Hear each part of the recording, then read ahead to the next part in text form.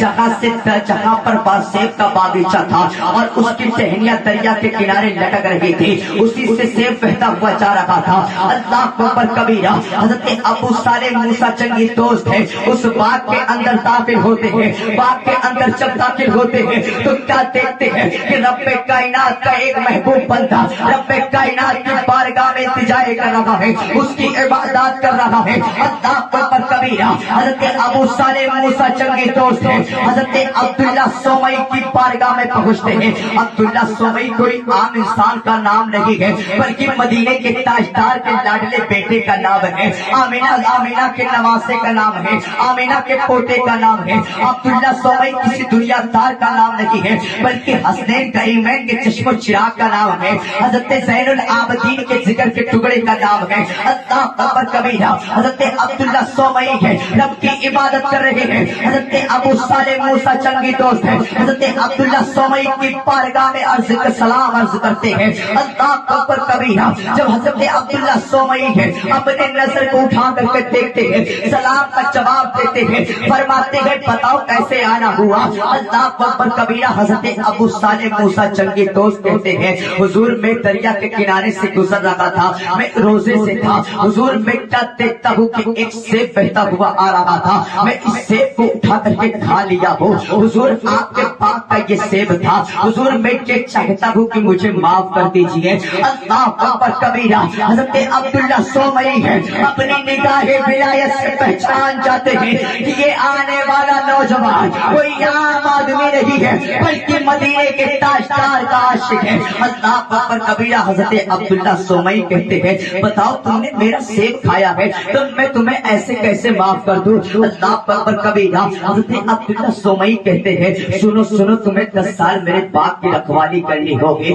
تمہیں میرے بغیچے کی رکھوالی کرنی ہوگی۔ اللہ اکبر کبیرہ، حضرت ابو صالح موسیٰ چنگی دوست ہے، اقرار کر لیتے ہیں، منظور کر لیتے ہیں۔ اللہ اکبر کبیرہ، حضرت ابو صالح موسیٰ چنگی دوست ہے، اب باغ کی رکھوالی کرنے لگتے ہیں۔ جب رفتہ رفتہ دن گزرتا جاتا ہے، جب وقت قریب آ جاتا ہے، جب 10 سال مکمل ہو جاتے ہیں، حضرت ابو صالح موسیٰ چنگی دوست ہے حضرت عبداللہ سومئی کی بارگاہ میں حاضر ہوتے ہیں۔ حاضر ہونے کے بعد عرض کرتے ہیں حضور میرا ٹائم ختم ہو گیا ہے، وقت پورا ہو چکا ہے، اب مجھے اجازت دے دیجیے کہ میں یہاں سے چلا جاؤں۔ اللہ اکبر کبیرہ، حضرت عبداللہ سومئی کہتے ہیں نہیں نہیں، ابھی تمہارا وقت پورا نہیں ہوا ہے، ابھی ایک شرط اور ہے۔ اللہ اکبر کبیرہ، حضرت ابو صالح موسیٰ چنگی دوست کہتے ہیں حضور وہ شرط کیا ہے؟ اللہ اکبر کبیرہ، حضرت عبداللہ سومئی کہتے ہیں کہ حضور میرا عبداللہ سومئی ارشاد فرماتے ہیں کہ اے نیک نوجوان، اے ابو صالح موسیٰ چنگی دوست، میری ایک بچی ہے جو لونی ہے، لنگڑی ہے، بہری ہے، کچھ نہ دیکھ سکتی ہے، نہ بول سکتی ہے، نہ سن سکتی ہے، تمہیں اس سے نکاح کرنا ہوگا، تمہیں شادی کرنی ہوگی۔ اللہ اکبر کبیرہ، حضرت ابو صالح موسیٰ چنگی دوست کہتے ہیں یار کوئی زندگی کا معاملہ ہے، ایک طرف زندگی کا معاملہ ہے۔ اللہ اکبر کبیرہ، حضرت ابو صالح موسیٰ چنگی دوست سوچتے ہیں یار میں بتاؤ تو صحیح میں کیسے پوری زندگی گزاروں گا؟ ایک زندگی پوری زندگی اس بچی کے ساتھ گزارنا ہے جس کے پاس نہ ہاتھ ہے، جس کے پاس نہ پیر ہے، جو نہ دیکھ سکتی ہے، نہ بول سکتی ہے، نہ چل سکتی ہے۔ آخر ایسے لڑکی کے ساتھ میں رشتہ کیسے کر سکتا ہوں؟ آخر ایسے لڑکی کے ساتھ میں کیسے زندگی گزار سکتا ہوں؟ اللہ اکبر کبیرہ، حضرت ابو صالح موسیٰ چنگی دوست ہے ابھی یہ سوچ رہے تھے کہ دوسری پہلو کو بھی سوچ لیتے ہیں کہ یار پروردگار عالم نے فرمایا ہے، رب کے پیارے رسول نے فرمایا ہے کہ دنیا مومن کے لیے قید خانہ ہے۔ اللہ اکبر کبیرہ، ابو صالح موسیٰ چنگی دوست کہتے ہیں ایک نہ تو ایک دن مجھے دنیا سے جانا ہے۔ اللہ اکبر کبیرہ، ایک نہ تو ایک دن دنیا سے مجھے جانا ہے۔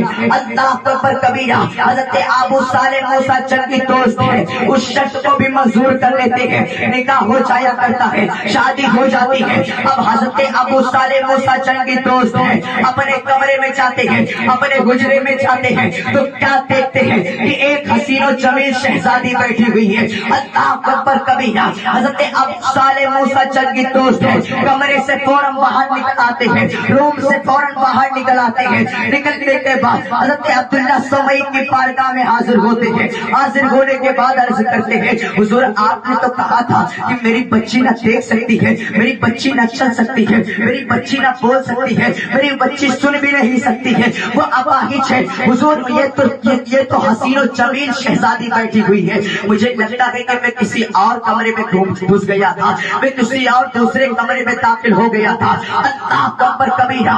نوجوانوں اب حضرت عبداللہ سومئی کا جملہ سننا.